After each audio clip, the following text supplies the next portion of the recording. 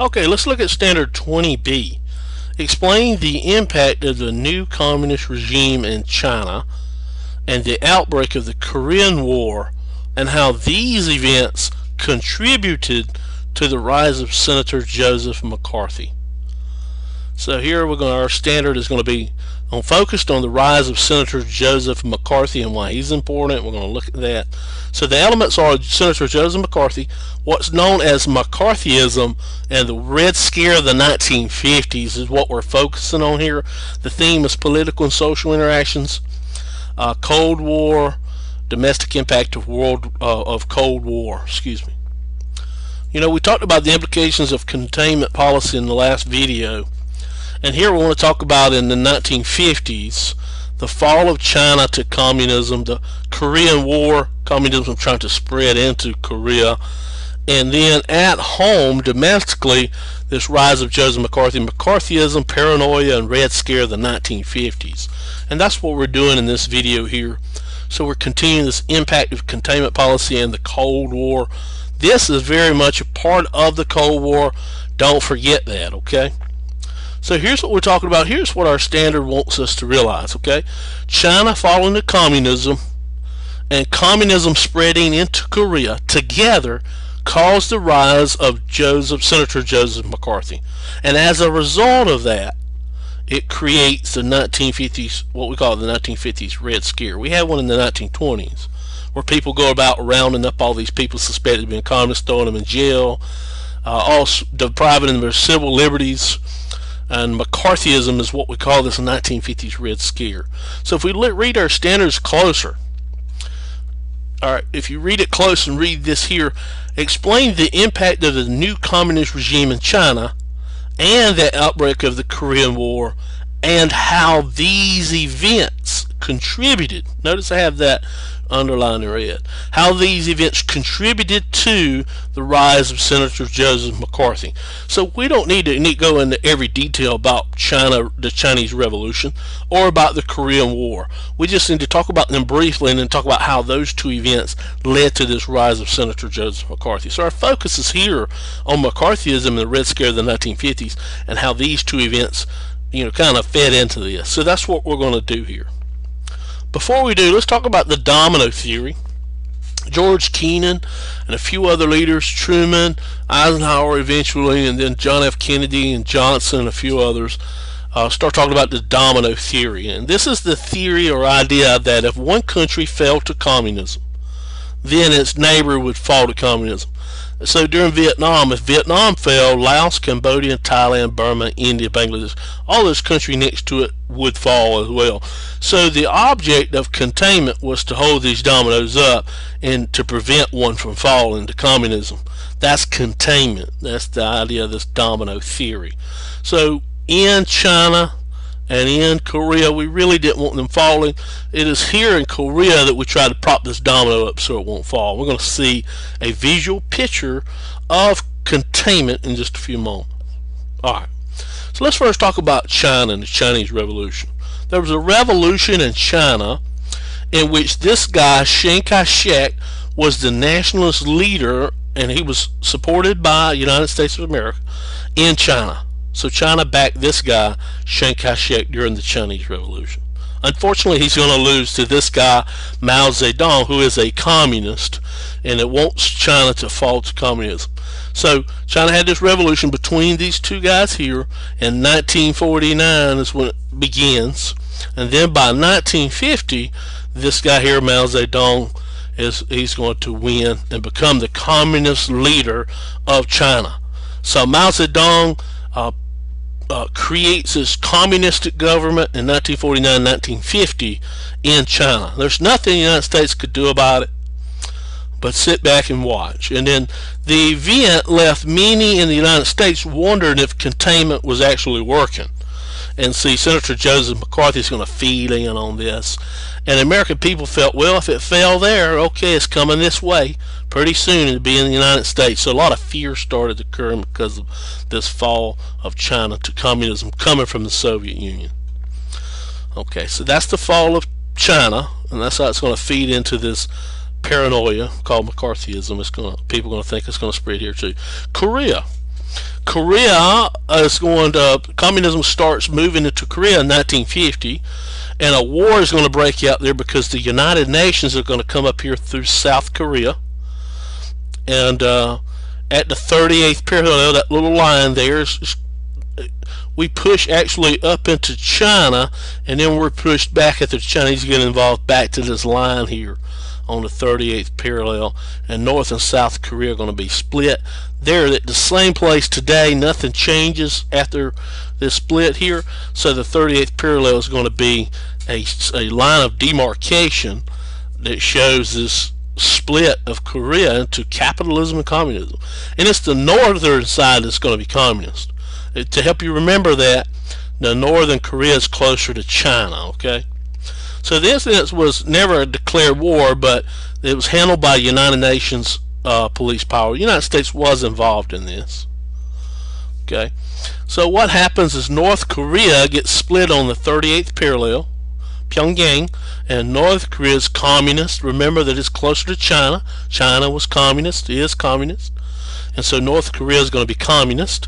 And then South Korea is going to, in Seoul, Korea, is going to be capitalist, and it's going to be pro-U.S. and Western. Okay, and it's still this way today. Nothing's changed. The 38th parallel still demarcates North Korea from South Korea. And so we see what was created in North Korea was this communist country called the Democratic People's Republic of Korea, North Korea, and split at the 38th parallel here was the capitalist country of the Republic of Korea, or South Korea. And it's still this way today, and this is a picture of containment. Okay, so did they stop the spread of communism in Korea? Yes and no. Well, halfway through Korea they did, but this shows us this containment idea where they're trying to stop the spread of communism. Okay, so it's these two events, this fall of China all the way to communism, and this spread or split apart of North and South Korea to communism, creates the rise of Senator Joseph McCarthy, this fear we call McCarthyism, and the 1950s Red Scare. So let's move on to McCarthyism, because that's the focus here, is McCarthyism. This guy here, Joseph McCarthy, is a senator, and he is going to start spreading this idea that the United States government had been infiltrated, not just the government, but the military had been infiltrated at the highest levels by communist spies. And it's this fear that we've already been infiltrated that's going to cause this Red Scare. And he uses the Korean aggression and the fall of China to help him, and his ideas are going to get popularity. He's basically saying communism's already here. So this paranoia in the United States, where people in the United States, citizens of the United States, accuse their neighbors of being communist and watch them closely, is referred to as McCarthyism, or the Red Scare of the 1950s. They become so paranoid and so scared that a lot of citizens are going to build in their backyards these fallout bunkers or shelters here that are underground, and they're going to stockpile them with stuff and make it where they could live under there, in case a nuclear attack happened. And that was the fear, is that the Soviet Union is going to attack us with a nuclear warhead. And then in schools they started doing these drills where it's called stop, drop, and cover. Well, they stopped what they were doing and dropped under their desk and covered their heads in case of a nuclear attack. And so Americans were convinced that since the fall of China and Korea, that those were indicators that communists were attempting to dominate the world and take over the world. So the government responded by investigating, arresting, and harassing people that they thought were communist. And one of the guys, the main guy doing this, is Senator Joseph McCarthy, who created in Congress the House of Un-American Activities Committee, HUAC, and investigates all these people being communists. But then the tide turns on McCarthy when he accuses Secretary of State George Marshall of being a communist, and he's higher level in the government, the guy from the Marshall Plan, of being a communist. So the Army creates what's called calls him in the Army McCarthy hearings, where Senator Joseph McCarthy has to come in and the Army officials are going to ask him a bunch of questions and kind of cross-examine him about all these things he's saying. It really comes to find out that he's lying a lot and creating these things that are not really true to try to spark this fear in America, to bring himself this political power. So McCarthy had to defend his views on national television, and it is national television in this Army McCarthy hearings where a lot of people start seeing just how paranoid Senator McCarthy is. So by 1954, a lot of people in the United States who watched these hearings saw him as crazy, delusional, and paranoid. And so the people are going to stop trusting him, and McCarthyism is going to go away. The Red Scare is going to dissipate and wane away. And here's a newspaper, New York, Los Angeles Times talks about how the head of the Army in the Army McCarthy hearings kind of makes McCarthy look like a fool. But anyway, President of the United States at the time, Dwight D. Eisenhower, remarked that McCarthyism became McCarthyism. In other words, because of these televised hearings, Joseph McCarthy be looked at as crazy and paranoid, and that brought an end to McCarthyism and the Red Scare of the 1950s. And I hope this helps you understand this.